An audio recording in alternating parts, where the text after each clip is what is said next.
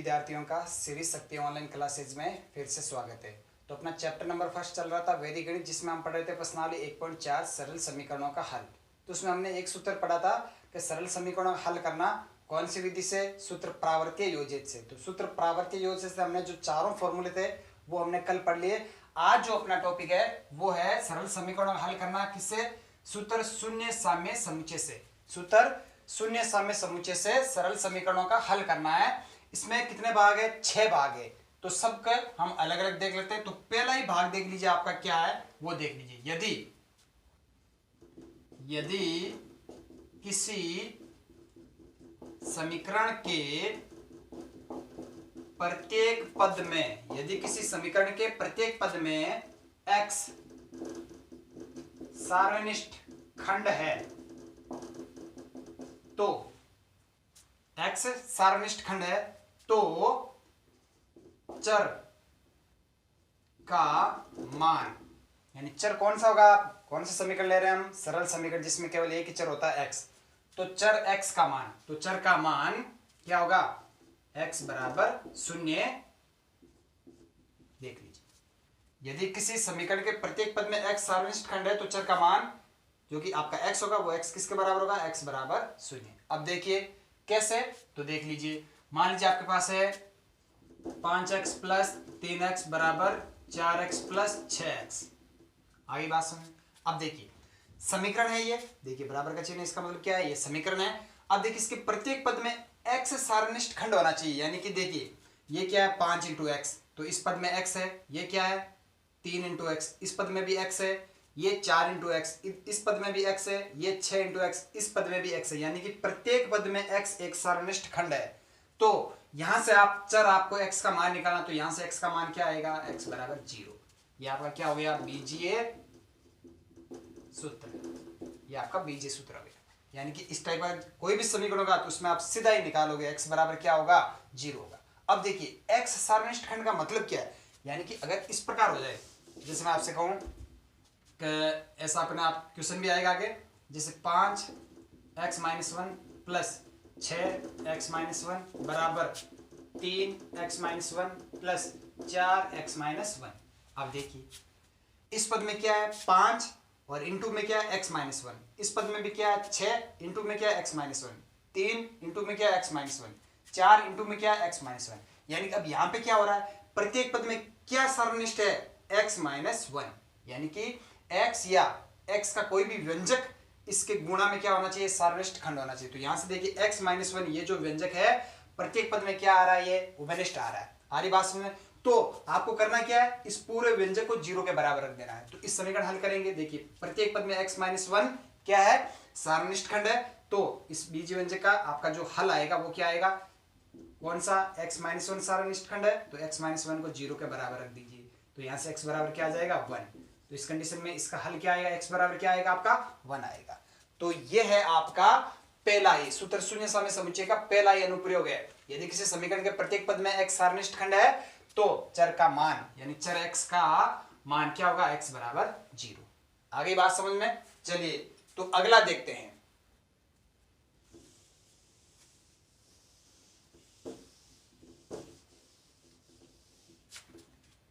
तो दूसरा देख लेते हैं। दूसरा क्या है, यदि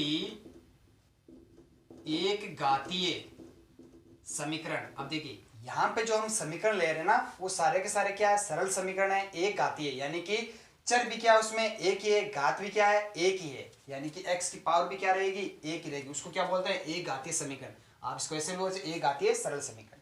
यदि एक घातीय समीकरण के दोनों पक्षों में अचर पद समान हो, अचर पद समान हो, तो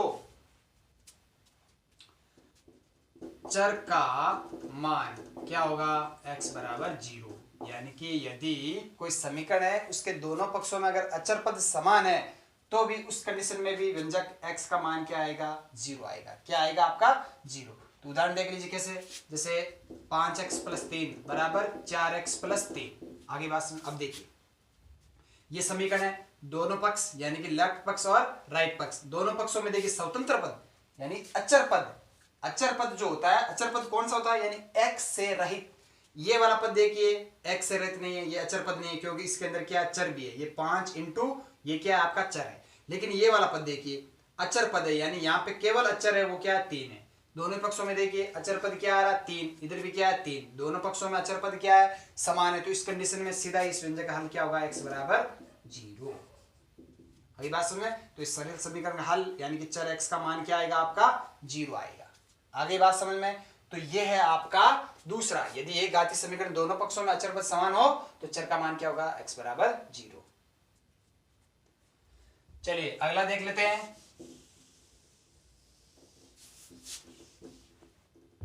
तीसरा, यदि किसी समीकरण में दो भिन्नों, यदि किसी अगर कोई समीकरण है और उसमें दो भिन्न हैं, तो यदि किसी समीकरण में दो भिन्नों के अंश, दो भिन्नों के अंश समान हो तो हरों का योग शून्य के बराबर, हरों का योग शून्य के बराबर रखने पर चर राशि, चर राशि कौन सी अपना एक ही चर है x, x के मान निकालना होता है, रखने पर चर राशि का मान, हरों का योग शून्य के बराबर रखने पर चर राशि का मान प्राप्त होता है।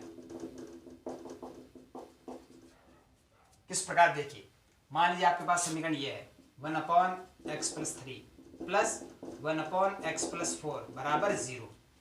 देखिए ये आपका समीकरण है, देख लीजिए समीकरण दो भिन्न है, ये देखिए 1/x+3 1/x+4 दो भिन्न है। अब देखिए ऊपर वाला पार्ट क्या होता है अंश, नीचे वाला पार्ट क्या होता है हर होता है। तो दोनों ही भिन्नों में देखिए, इस वाली भिन्न में भी अंश देखिए क्या 1 है और इस वाली भिन्न में भी अंश क्या है 1 है। तो दोनों भिन्नों में अंश क्या आपस में समान है। तो क्या कह रहा है कि हरों का योग शून्य के बराबर रख दीजिए। हर कौन से x+3 और x+4। तो इस कंडीशन में हम क्या करेंगे x+3 प्लस x+4 बराबर 0। आगे बात सुने, तो यहां से 2x+7 बराबर 0, तो x बराबर क्या जाएगा -7/2। तो इस कंडीशन में आपको x का मान इस प्रकार निकालना है। कब, यदि समीकरण में दोनों भिन्नों के अंश समान हो तो हरों का योग शून्य के बराबर रखने पर चर राशि का मान प्राप्त होता है। आगे बात समझ में, तो आपको ये इस प्रकार करना है। चलिए अगला देख लेते हैं, इसका चौथा पार्ट। चौथा पार्ट क्या है वो देख लीजिए। यदि किसी समीकरण के दोनों पक्षों के अंशों का योग, यदि किसी समीकरण के दोनों पक्षों के अंशों का योग तथा दोनों हरों का योग समान है या एक निश्चित अनुपात में है, तो किसी एक योग को शून्य के बराबर रखने पर चर राशि का मान प्राप्त होता है। अब देखिए क्वेश्चन क्या है वो देख लीजिए। आपका ये जो चौथा पार्ट है क्या कह रहा है, किसी समीकरण के दोनों पक्षों के अंशों का योग तथा दोनों हरों का योग समान है या किसी निश्चित अनुपात में है, तो किसी एक योग को शून्य के बराबर रखने पर चर राशि का मान प्राप्त हो जाता है। तो एग्जांपल देख लेते हैं, जैसे ये 2x+3/4x+5 बराबर, यहां पे ले लीजिए आप 3x+3 और यहां पे ले लीजिए 2x+1। देखिए ये आपका कोई समीकरण है, दोनों पक्ष है, इधर भी भिन्न है इधर भी भिन्न है। तो देखिए दोनों पक्षों के अंशों का योग, तो यहाँ पे देख लीजिए अंशों का योग क्या हो रहा है, यहाँ पे इसको ले लीजिए x, अंशों का योग देखिए 3x plus 2x, 5x plus 3 6, तो अंशों का योग क्या हो रहा है 5x प्लस 6। अब देखिए हरों का योग करके भी देख लीजिए 4x plus 1 5x, 5 plus 1 6, 5x plus 6, तो अंशों का योग भी क्या आ रहा है 5x प्लस 6, हरों का योग क्या आ रहा है 5x प्लस 6, यानी कि अंशों का योग तथा हरों का योग आपस में क्या आ रहा है बराबर आ रहा है। तो किसी एक योग को क्या कर दीजिए आप शून्य के बराबर कर दीजिए, तो किसी एक योग को आपको शून्य के बराबर करना है, यानी कि 5x प्लस 6 बराबर शून्य, तो यहां से x बराबर क्या आ जाएगा -6/5। आगे बात समझ में। अब देखिए आपको आप इसको ऐसे भी कर सकते हो, अगला इसका दूसरा यानी कि निश्चित अनुपात वाला, तो वो भी देख लीजिए।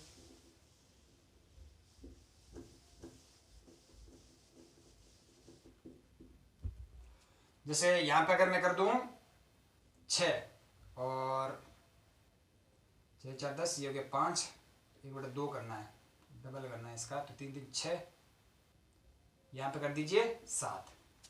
अब ध्यान से देखना अंशों का योग क्या है 3 2 5x प्लस 3 3 6, ये आ गया अंशों का योग। हरों का योग क्या है देख लीजिए 6 4 10x प्लस 10x प्लस 7 5 12। अब देखिए क्या कहा था हमने, या तो दोनों योग बराबर होने चाहिए या दोनों एक निश्चित अनुपात में होने चाहिए। निश्चित अनुपात में कैसे देखिए, अब अंशों के योग का अनुपात और हरों के योग का अनुपात निकालना, क्या आ रहा है 5x प्लस 6 बट्टा 10x प्लस 12, 5x प्लस 6 बट्टा, यहां से 2 कॉमन आ रहा है, क्या बचेगा 5x प्लस 6, कैंसिल हो रहा है, क्या आ रहा है 1/2। तो ये है अंशों का योग और हरों का योग निश्चित अनुपात में, वो अनुपात क्या है 1/2। तो किसी एक योग को आपको शून्य के बराबर रखना। अब देखिए यहां से आप 5x प्लस 6 बराबर शून्य रखोगे तो भी देखिए x बराबर क्या आ रहा है -6/5। आगे बात समझ में। यहां से आप ये वाला पार्ट शून्य के बराबर रखोगे 10x प्लस 12 बराबर शून्य, तो यहां से देखिए पहले 2 कॉमन आ रहा है, क्या बचेगा 5x प्लस 6 बराबर शून्य। अब 2 तो शून्य होगा नहीं तो क्या होगा 5x प्लस 6 बराबर शून्य, तो यहां से x बराबर क्या आ रहा है -6/5। तो ये है आपका चौथा गुणद्रव, यानी कि चौथा पाठ सूत्र शून्य समय समुच्चय का। यदि किसी समीकरण के दोनों पक्षों के अंशों का योग तथा हरों का योग समान या निश्चित अनुपात में हो तो किसी एक योग को शून्य के बराबर करने पर चर राशि का मान प्राप्त होता है। आगे बात समझ में। चलिए अगला कर लेते हैं पांचवा।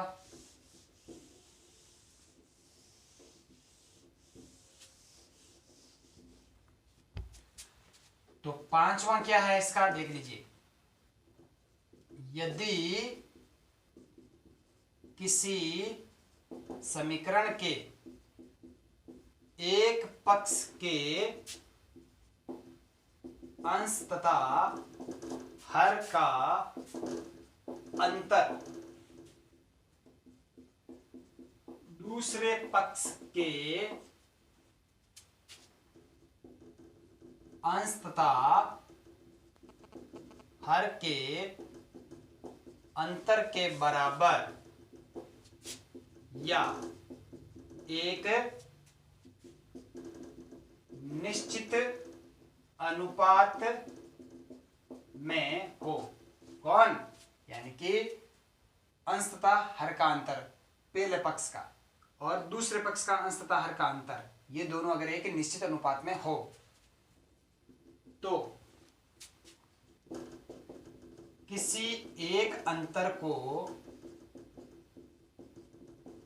शून्य के बराबर रखने पर चर राशि x का मान प्राप्त होता है। चलिए इसका उदाहरण बना लेते हैं, कोई सा भी उदाहरण देख लीजिए। जैसे यह है 5x प्लस 6 बट्टा 3x प्लस 4,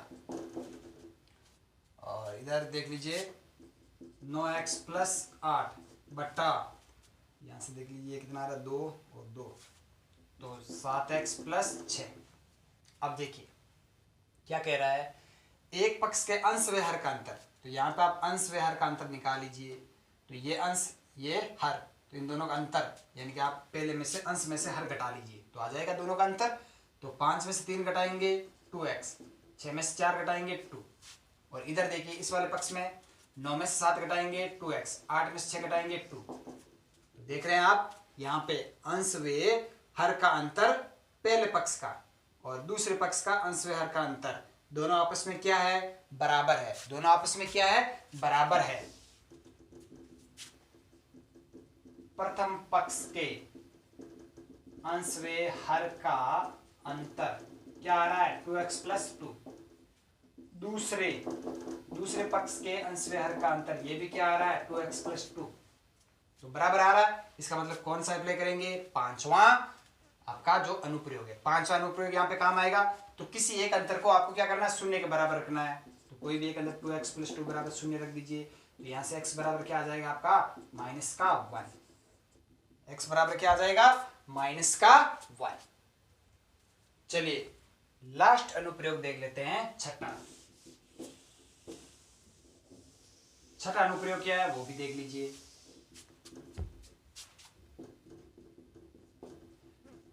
यदि किसी समीकरण के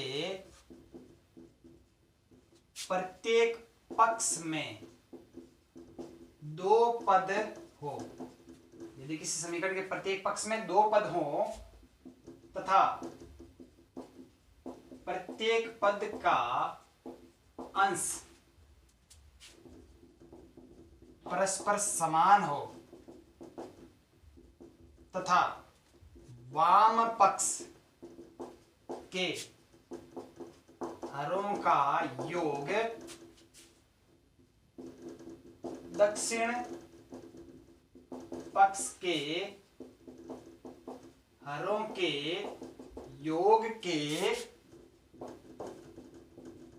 बराबर हो, तो किसी एक योग को शून्य के बराबर रखने पर, किसी एक योग को शून्य के बराबर रखने पर चर राशि का मान प्राप्त होता है। अब एग्जांपल देख लीजिए, इसका सिंपल एग्जांपल कर लेते हैं। 1/x plus 3 plus 1/x plus 5 बराबर 1/x plus 2 plus 1/x plus 6। अब देखिए क्या कह रहा है, यदि किसी समीकरण के प्रत्येक पक्ष में 2 पद हो, तो ये समीकरण है, ये देखिए वाम पक्ष में 2 पद है, पहला पद ये है, दूसरा पद ये है, और दक्षिण पक्ष में भी 2 पद है, पहला ये रहा, दूसरा ये रहा। तो इस समीकरण के दोनों पक्षों में क्या है, 2-2 पद है। तो प्रत्येक पक्ष में 2 पद हो तथा प्रत्येक पद का अंश परस्पर समान हो। देखिए यानी कि ये देखिए 1 1 1 1, यानी दोनों ही पक्षों के जो अंश है उनमें आपस में क्या होना चाहिए, वो समान होना चाहिए।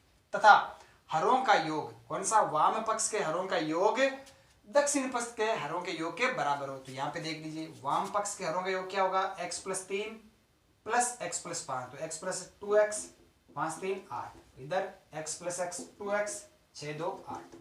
आगे बात में तो सारी की सारी जो है आपकी कंडीशन वो सारी है इस समीकरण के अंदर। तो आपको क्या करना है, किसी एक योग को शून्य के बराबर रखना है। तो एक योग कौन सा, या तो वाम पक्ष के हरों का योग या फिर दक्षिण पक्ष के हरों का योग आप क्या कर दीजिए, शून्य के बराबर रख दीजिए। तो क्या होगा, 2x प्लस 8 बराबर 0। तो यहाँ से x बराबर क्या आ जाएगा, माइनस का 4। क्या आ जाएगा, माइनस का 4। तो ये है आपका छठा अनुप्रयोग। यदि किसी समीकरण में प्रत्येक पक्ष में 2 पद हो तथा प्रत्येक पद का अंश परस्पर समान हो तथा वाम पक्ष के हरों के योग दक्षिण पक्ष के हरों के योग के बराबर हो, तो किसी एक योग को शून्य के बराबर रखने पर चर राशि का मान प्राप्त होता है।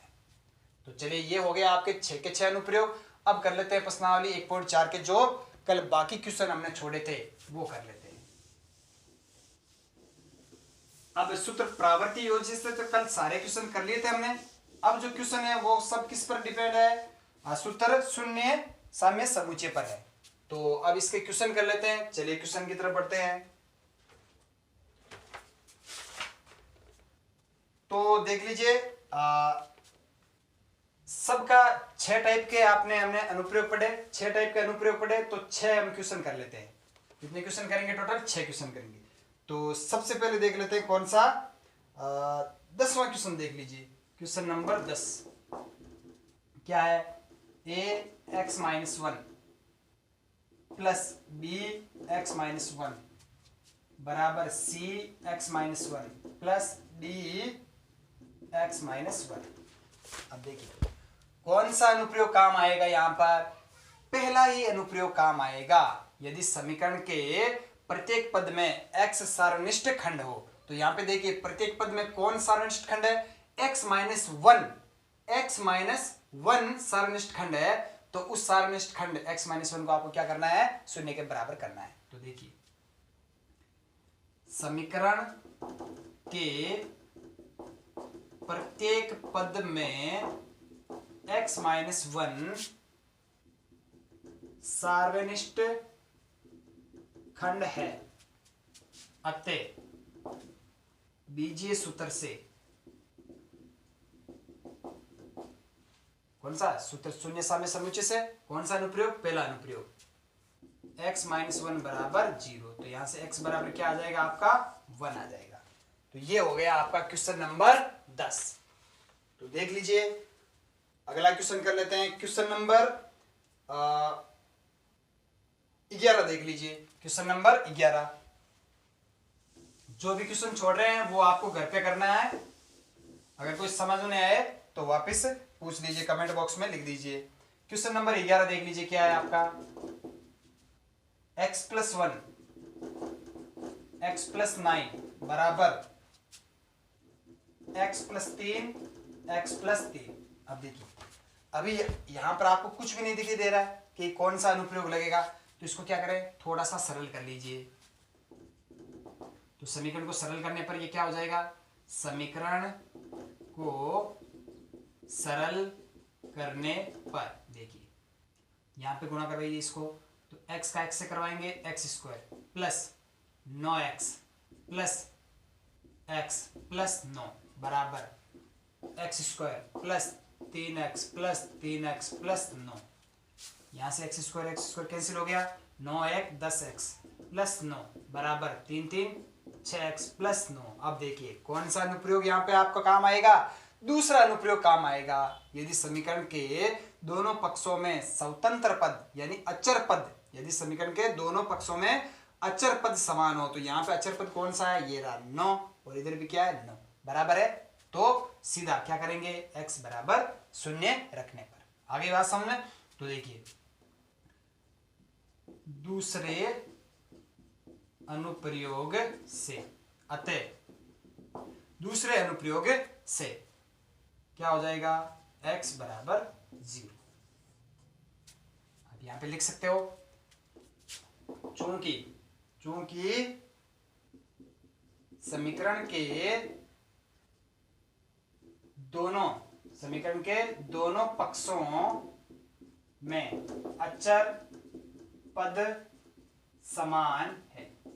चूंकि समीकरण के दोनों पक्षों में अचर पद समान है तो x बराबर क्या आ जाएगा? आपका 0 आ जाएगा। तो ये हो गया आपका क्वेश्चन नंबर 11। तो अब कर लेते हैं क्वेश्चन इसका।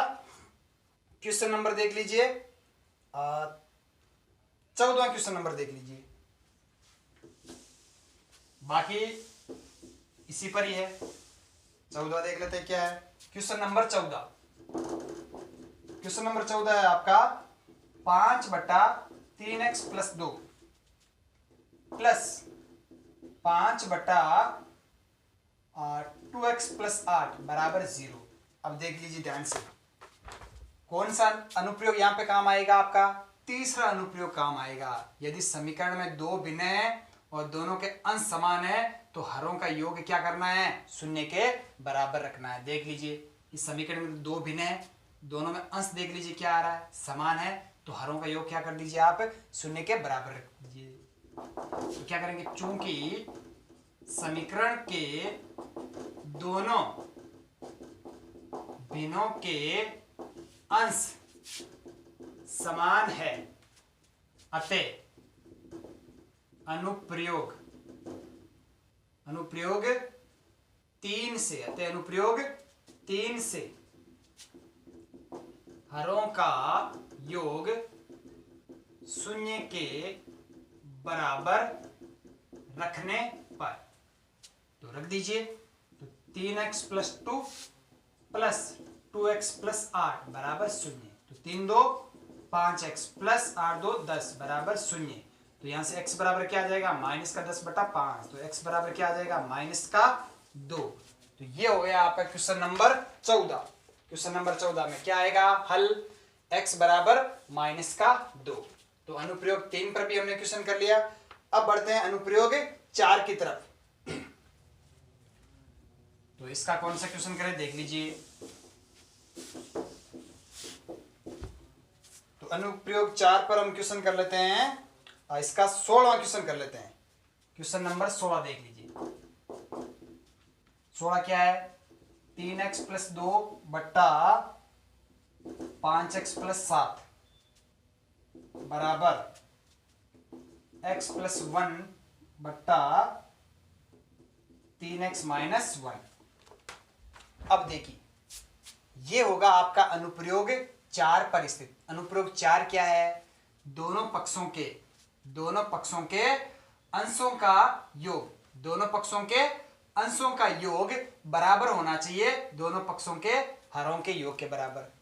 आगे बात समझ में, या बराबर या क्या होना चाहिए, निश्चित अनुपात में होना चाहिए। तो देखिए आंसर, समीकरण के दोनों पक्षों के अंशों का योग। तो दोनों पक्षों के अंशों का योग देख लीजिए क्या आ रहा है, 3x plus x 4x plus 2 और 1 3, 4x प्लस 3। समीकरण के दोनों पक्षों के हरों का योग, तो 5 और 3 8x, 7 प्लस माइनस 1, तो ये माइनस का 1 है, ये 7 प्लस का, तो 7 माइनस 1 क्या हो गया 6। अब देखिए अब क्या कह रहा है, अंशों का योग और हरों का योग बराबर तो नहीं है, लेकिन जो अंशों का योग है और हरों का योग है वो एक निश्चित अनुपात में है। अब देख लीजिए दोनों का अनुपात क्या आ रहा है, देख लीजिए 4x प्लस 3 बटा 8x प्लस 6, 4x प्लस 3 बटा, यहां से क्या कॉमन आ रहा है, 2 कॉमन आ रहा है, क्या बचेगा 4x प्लस 3, कट रहा है, क्या आ रहा है 1/2। तो निश्चित अनुपात में आ गया, यानी अंशों का योग और हरों के योग का अनुपात क्या है 1/2। आगे बात समझ, तो आपको क्या करना है, अतः अनुप्रयोग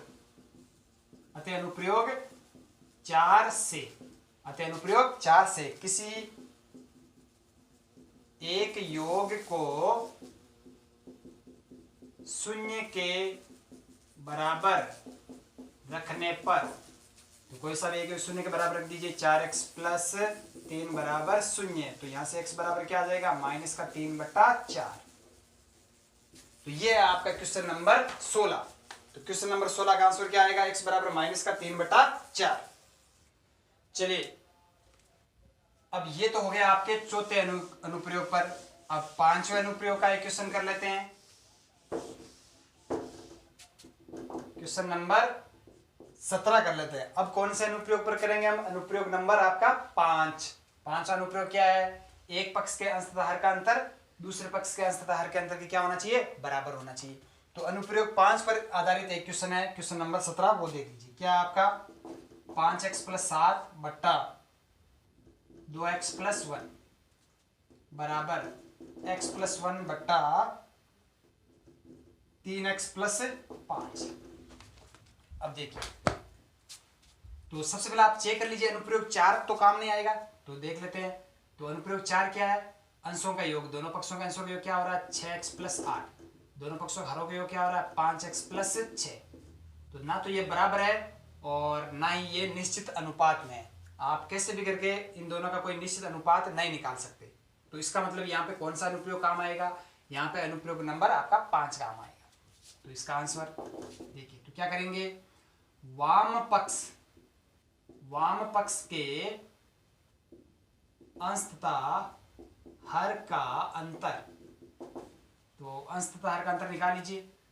कोशिश करनी है आपको पॉजिटिव रखना, बड़े में से छोटा घटाना है। कोशिश क्या करनी है आपको, बड़े में से छोटा ही घटाना है। तो अंश देख लीजिए, इसमें संख्या बड़ी है, यहाँ पे छोटी है, तो 5 में से 2 घटा लीजिए, क्या आ रहा है 3x प्लस 7 में से 1 घटा लीजिए, क्या आ रहा है 6। अब देखिए दक्षिण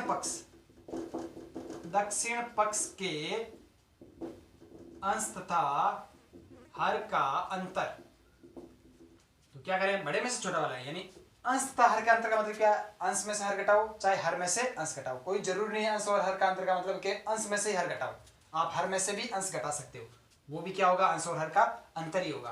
तो 3 में से x घटा लीजिए, क्या आ रहा है 2x, 5 में से 1 घटा लीजिए, क्या आ रहा है 4। अब देखिए यहाँ पे आपको अंतर बराबर तो नहीं दिख रहा है, यहाँ पे अंतर बराबर तो आपको नहीं दिख रहा है, तो क्या एक निश्चित अनुपात में, तो वो भी चेक कर लेते हैं। इसको आप समीकरण 1 दे लीजिए, इसको समीकरण 2। समीकरण 1 व 2 का अनुपात, यानी कि दोनों का इनका अनुपात, तो आप ऐसा कीजिए 3x + 6 बटा 2x + 4, यानी कि अब इसका अनुपात क्या आएगा, तो देखिए क्या निश्चित अनुपात आ रहा है, तो क्या करते हैं आप ऐसा कीजिए, इसको 2 से ऊपर नीचे 2 से गुणा करवा दीजिए, 2 का भाग दे दीजिए, इसको मैंने क्या किया 1/2 × 2, तो 2 से 2 वापस कैंसिल हो रहा है, ऊपर क्या बच रही है 3x + 6 ही बच रहा है, क्लियर। और नीचे वाले को क्या करते हैं 3 से और 1/3 से गुणा करवा दीजिए, देखिए 3 का 3 से वापस कैंसिल हो रहा है, तो क्या बच रहा है 2x + 4, 2 से 2 कैंसिल हो रहा है, क्या बच रहा है 3x + 6 बच रहा है। तो ऊपर वाले पक्ष को मैंने 2 से गुणा किया, 2 से भाग दिया, कोई फर्क नहीं पड़ेगा भाई, गुणा करना और भाग देना तो वापस कैंसिल हो रहा है। नीचे वाले पक्ष को 3 से गुणा किया और 3 से ही भाग दिया, कोई फर्क नहीं पड़ा। चलिए अब क्या हो रहा है देखिए, तो 1/2 को तो आप रख दीजिए गुणा में, अब इसको अंदर गुणा करवाइए, 3 दूनी 6x प्लस 6 दूनी 12 बटा ये 1/3 रखिए यहाँ पर, और 3 को अंदर गुणा करवाइए, 3 दूनी 6 प्लस 4 3 12। अब देखिए कैंसिल हो रहा है ये, तो ऊपर क्या बच रहा है 1/2, नीचे क्या बच रहा है 1/3, 2 नीचे आ जाएगा 3, ऊपर चला जाए तो क्या आया 3/2, यानी कि अंश तथा हर का अंतर वाम पक्ष का और दक्षिण पक्ष का अंश तथा हर का अंतर, ये दोनों एक निश्चित अनुपात में है। कौन से अनुपात में, 3/2 अनुपात में। किस अनुपात में, 3/2 अनुपात में। अतः तो अब हम क्या करेंगे, चूंकि वाम पक्ष तथा दक्षिण पक्ष दोनों निश्चित अनुपात में है, निश्चित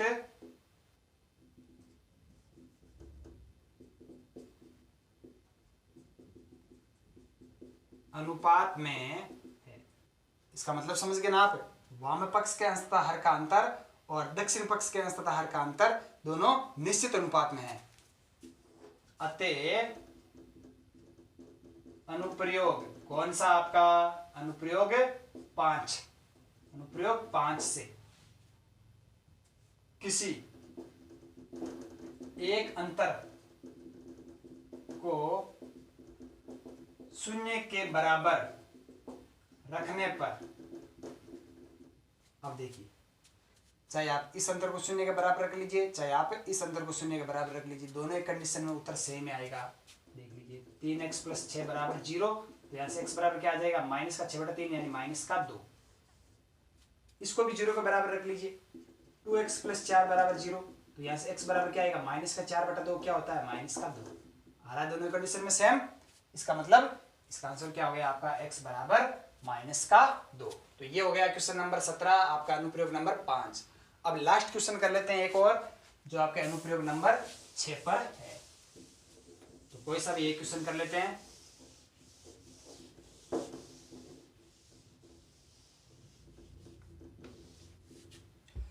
तो अब कर लेते हैं अपना लास्ट क्वेश्चन, देख लीजिए क्वेश्चन नंबर 20वां देख लीजिए आप।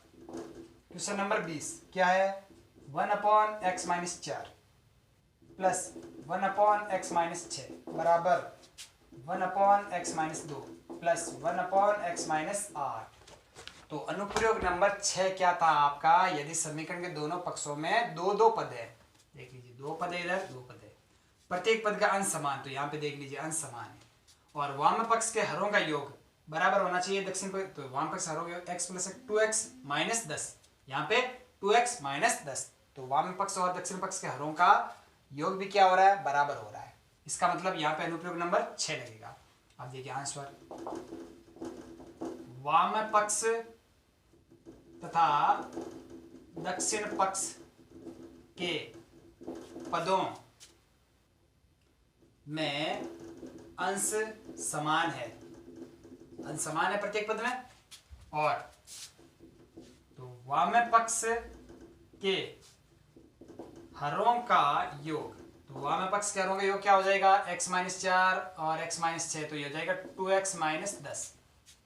अब दक्षिण पक्ष के हरों का योग, ये भी क्या हो रहा है, 2x-10। अतः अनुप्रयोग, कौन सा आपका अनुप्रयोग, 6 से किसी एक योग को शून्य के बराबर रखने पर, तो 2x-10 बराबर 0, तो x बराबर क्या आ जाएगा आपका 5। तो क्वेश्चन नंबर 20 का आंसर क्या आ जाएगा आपका 5। तो आज के लिए इतना ही। तो अपना जो फर्स्ट चैप्टर है वैदिक गणित वो आज कंप्लीट हो गया है। तो इसके टेस्ट के बारे में आपको व्हाट्सएप ग्रुप पर सूचना दे दी जाएगी। तो अधिक से अधिक यूट्यूब चैनल को शेयर कीजिए, सब्सक्राइब कीजिए। कोई चीज़ समझ में नहीं आए तो वापस कमेंट बॉक्स में जरूर लिखिए। आज के लिए इतना ही, धन्यवाद।